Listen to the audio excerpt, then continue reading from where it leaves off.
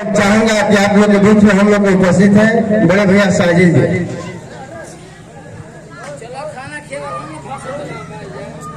आज गुरु शिरोमणि संत रविदास जयंती के अवसर पर इस ग्राम धवनिया में उपस्थित इस कार्यक्रम के मुख्य अतिथि जनतांत्रिक विकास पार्टी के सम्मानित किसान प्रकोष्ठ के राष्ट्रीय अध्यक्ष बड़े भाई जगनारायण चौधरी जी, बगल में बैठे इस पंचायत के सम्मानित मुखिया पति बड़े भाई रामबोध जी, हम लोगों के अच्छे प्यारे भाई युवा नेता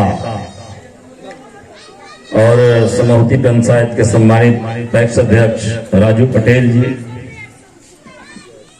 और प्रखर वक्ता नंदवंश के वारिस हमारे प्यारे भाई मुन्ना ठाकुर जी, इस कार्यक्रम के संचालन कर रहे छोटे भाई दिनेश महेश्वरी जी और हमारी दबे कुचले शोषितों की आवाज को ऊंचाइयों तक पहुंचाने वाले हमारे छोटे भाई आवाज 85 के डायरेक्टर बेहतरीन रिपोर्टर पत्रकार अमित चौधरी जी, हमारे नेता गार्जियन जीतन राम जी, पूर्व मंत्री जी, आप सबको मैं तहे दिल से इस अवसर पर हार्दिक अभिनंदन करता हूं, इस्तकबाल करता हूं, एहतराम करता हूं। आप सभी को बड़ी अदब के साथ जय भीम, आप सभी को सलाम करता हूं। ये भाषण का समय नहीं है, लेकिन कुछ चंद मिनटों में मैं कहना चाहता हूं। मुझसे पहले अमित भाई ये बात कह चुके हैं और ये वक्त का मांग भी है। गुरु रविदास जी ने उस पंक्ति को मैं दोबारा दोहरा रहा हूं जो हमसे पहले आप सुन चुके हैं, अमित भाई बोल चुके हैं कि ऐसा चाहो राज में जहां मिले सबन को अन्न, छोटे बड़ों सब सम बसे रैदास रहे प्रसन्न। ये 4 लाइन बहुत ऊंची चीज है। अगर इसको बढ़िया से समझ लिया जाए और समझा दिया जाए तो देश में कोई दुखी नहीं रहेगा। लेकिन दुर्भाग्य है कि हम लोग बोलते हैं, समझते नहीं, और समझते हैं तो समझाते नहीं, और समझ जाते हैं तो उस पर हम चलते नहीं हैं। गुरु रविदास जी की एक और वाणी है कि ब्राह्मण मत पूजिए जो हो ये गुणहीन, ब्राह्मण मत पूजिए जो हो ये गुणहीन, पूजिए चरण चंडाल के जो हो गुण परमीन। साथियों, मैं जो समझता हूं कि गुरु रविदास जी की कठिनाइयों पर, उनके संघर्षों पर काफी बातें हो चुकी हैं, लेकिन वह विचारधारा जो आज हम तक पहुंचा है और जिस विचारधारा के शासन काल में गुरु रविदास ने अपने संदेश को पहुंचाया, वो बहुत आसान नहीं था। अभी हमारे बुजुर्ग पूर्व मुखिया जी ये कह रहे थे, बहुत आसान नहीं था।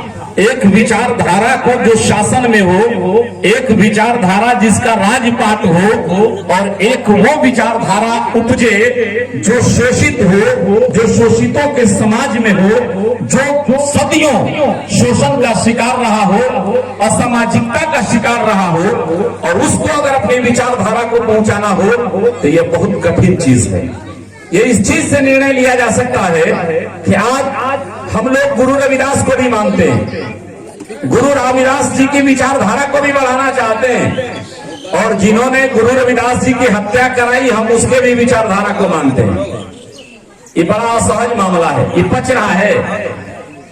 अगर हम बाबा साहब को मानते हैं और गांधी को भी मानते हैं तो मैं ये समझता हूं कि जो बाबा साहब को मानता है और वो गांधी जी को भी मानता है, तो मेरा मानना यह है कि उसने बाबा साहब को समझा ही नहीं, बाबा साहब के संघर्षों को समझा ही नहीं। अगर वो बाबा साहब को समझ भी गया है और बाबा साहब को भी मानता है, गांधी जी को भी मानता है, गांधीवाद को भी बढ़ाना चाहता है, अम्बेडकरवाद को भी बढ़ाना चाहता है, तो वो ढोंग कर रहा है, वो पाखंड कर रहा है, वो समाज को धोखा दे रहा है, वो समाज को अंधकार की ओर ले जाना चाहता है और अपनी वो राजनीतिक रोटियां सेकना चाहता है। इन बातों से हमें आज यहाँ नौजवान और जिम्मेदार साथी बैठे हैं, इसलिए चंद मिनटों में मैं आपके बीच ये बात शेयर करना चाहता हूँ। गुरु रविदास जी की जो विचारधारा है हमें बढ़िया शुद्ध रूप से हमें भी मालूम नहीं, और गुरु रविदास जी के वंशज आजाद भारत में भी उप प्रधानमंत्री की कुर्सी पर विराजमान हुए और आज भी बहुत सारे मंत्री बैठे हैं, हमारे प्रतिनिधि हैं। गुरु रविदास जी के मानने वाले अगर आज लोकसभा में हाथ खड़ा कर दे तो सरकार गिर जाएगी, सरकार नहीं रहेगी, आज सरकार गिर जाएगी। बाबा साहब के सपनों को साकार करने वाले लोग आज अगर लोकसभा में हाथ नीचे कर दे तो सरकार गिर जाएगी। लेकिन बाबा साहब के संविधान पर उंगली उठाने वाले भी उसी संसद में हैं, उनका भी सम्मान। बाबा साहब के संविधान को प्रतियां को जलाने वाले भी हैं, उनको भी जय। बाबा साहब की मूर्तियों को तोड़ने वाले हैं, उनको भी जय। गुरु रविदास जी को गाली देने वालों का भी जय, गुरु रविदास की मूर्तियों को तोड़ने वाले को भी जय और पूजने वाले को भी जय। यह बात बड़ा मुश्किल है। अगर आर पार की लड़ाई हो, दोस्त दुश्मन दो खेमे में हो तो बात समझ में आती है, वो लड़ाई आसान होती है। लेकिन कितना हो विशाल सेना हो, अगर उसमें दोस्त दुश्मन की पहचान न हो, कौन दोस्त है कौन दुश्मन है, तो वो लड़ाई लड़ी नहीं जा सकती और उस विचारधारा को आगे बढ़ाया नहीं जा सकता। इसलिए मेरे साथियों, मैं भाषण देने के लिए खड़ा नहीं आया हूं। खासतौर से मैं दिनेश भाई को, इनके तमाम कमेटी के नौजवानों को, हमारे बड़े पुराने साथी हैं हमारे केस बिहारी जी, और बड़ा पुराना नाता रहा है, हमने राजनीति सीखी है। ये राजनीति और समाज को सिखाने में धमनिया गांव का बड़ा हमारे ऊपर एहसान है, मैं एहसानमंद हूं और जब तक जिंदा रहूंगा मैं इस बात का ख्याल रखूंगा, एहसानमंद रहूंगा, क्योंकि हमें प्यार भी मिला है, सम्मान भी मिला है। लेकिन मैं उम्मीद रखता हूं जो इतने बढ़िया कार्यक्रम किए, गुरु रविदास जी की मूर्ति की स्थापना हुई, गुरु रविदास जी के आज जयंती पर हम सब लोगों को आपने बुलाया है। मैं ये चाहता हूं कि जो अगला कार्यक्रम हो ये सिर्फ पूजा पाठ नहीं, गुरु रविदास जी का संदेश क्या है, वो कैसा भारत चाहते थे, वो कैसा समाज चाहते थे, इस पर चिंतन हो और उनकी विचारधारा को आगे बढ़ाई जाए। जिसका विचारधारा जन जन तक पहुंच जाएगा और जन जन को समझ में आ जाएगा, वो तो ही सुखी हो सकता है। अब सबको अन्न का सवाल है। इस देश के किसान आज तकरीबन 2.5 महीने से सड़कों पर है, दोस्त दुश्मन की पहचान नहीं हो रही है। ये वही लोग हैं कि किसान कभी नहीं चाहता कि किसी के घर का कोई आदमी भूखा रहे, मजदूर भी नहीं चाहता है, लेकिन उसमें भी हमारे भी लोग वहां हैं जो किसान के बेटा, वो भी सदन में बैठे हैं, लेकिन वो इनके खिलाफ बोलने के लिए तैयार नहीं। उससे फायदा क्या है? जो हमारे लोग शासन में बैठे हैं वो गिराने के लिए तैयार नहीं है, वो समझा नहीं पा रहे। अगर बेटा अपने बाप को अपनी पीड़ा न समझा सके, अगर हम अपने को आपको भी नहीं समझा सके, तो हमें समझदार होने का कोई मतलब है क्या? अगर मैं खुद ज्ञानी हूं और मेरे पूरे जीवन में अगर 10 लोगों को भी मैं अपने जैसा न बना पाऊं, तो मुझे ज्ञानी होने का क्या मतलब है? मुझे समझदार होने का कोई मतलब नहीं है। एक शराबी भी अपने जीवन में 10 शराबी बना देता है, एक चोर भी अपने जीवन में 10 से 20 चोरों को चोर बना देता है। हीरोइन का जमाना है, एक लड़का 50 हीरोइन दिलाने वाला बना देता है। लेकिन हम कैसे ज्ञानी हैं, हम कैसे समाज सेवक हैं, हम कैसे विचारधारा के पोषक हैं, हम कैसे विचारधारा को आगे बढ़ाने वाले हैं कि हम अपने जैसे 10 लोगों को भी नहीं बना सकते। और जब नहीं बना सकते हैं तो हम अपने महापुरुषों के साथ ढोंग कर रहे हैं और ये कारवां बहुत दिन तक चलने वाला नहीं है। जिस दिन हमारा विचारधारा धूलमुल में घुल-मुल जाएगा, उस दिन हम नाम लेते रह जाएंगे, हमारे आने वाली नस्लें तबाह हो जाएंगी, बर्बाद हो जाएंगी। हमारे आने वाली पीढ़ी, जिनको गुरु रविदास ने असामाजिक जगहों से सामाजिक जगहों पर लाने के लिए आजीवन संघर्ष किया, फिर वही उस गुलामी की जंजीर में जाकर के जकड़ जाएंगे। बाबा साहब डॉक्टर अम्बेडकर ने कहा है कि जब गुलामी की जंजीर में जकड़े हो, अगर गुलामी की जंजीरों को नहीं काट सकते से अपने आप को अलग कर लो। नहीं चल सकते तो लड़खड़ा कर चलो, उससे नहीं चलते हो तो जमीन पर घिसक कर चलो। तुम्हारा चलना मकसद नहीं है, ये इससे प्रेरणा मिलेगी तुम्हारे आने वाली पीढ़ियों की कि हमारे बुजुर्ग, हमारे अभिभावक, हमारे महापुरुषों ने इन बेड़ियों को सहा नहीं, बल्कि अगर बेड़ियों को नहीं तोड़ पाए तो अपने पैरों को काट दिया।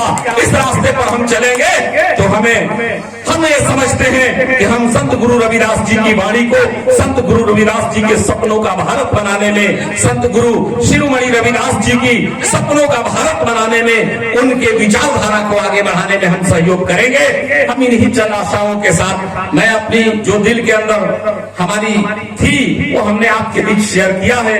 कई जगहों पे जाना है, हमारी भी आस्था है, हम मानते हैं कि जो भी अच्छे लोग जो समाज में असामाजिकता को दूर करके समाज में समानता, भाईचारा, प्रेम, मोहब्बत, एकता, मानव के मानव के साथ मानवता का व्यवहार का संदेश दिया है। मैं चाहता हूं कि उनके सपनों का समाज बने, मैं चाहता हूं कि उनके सपनों का भारत बने। मैं समझता हूं कि उनके विचारधारा का शासन रहे और तभी इंसान रह पाएगा। इन्हीं चंद शब्दों के साथ मैं अपनी एक पंक्ति को मैं गुरु रविदास जी के चरणों में समर्पित करते हुए अपनी वाणी को विराम देना चाहता हूं कि खुदी को कर बुलंद इतना कि हर तकदीर से पहले। अगर जो खुदा मानकर जिसको पूछता है कि खुदी को कर बुलंद इतना कि हर तकदीर से पहले, खुदा बंदे से खुद पूछे बता तेरी रजा क्या है। साथियों, इन्हीं चंद शब्दों के साथ मैं अपना संदेश आप तक पहुंचाते हुए और खास तौर से गुरु रविदास जी को गुरु मानने वाले, उनके विचारधारा को आगे बढ़ाने वालों को मैं धन्यवाद कहते हुए, आप सभी को आभार प्रकट करते हुए, आप सभी को जय भीम, जय भारत, खुदा।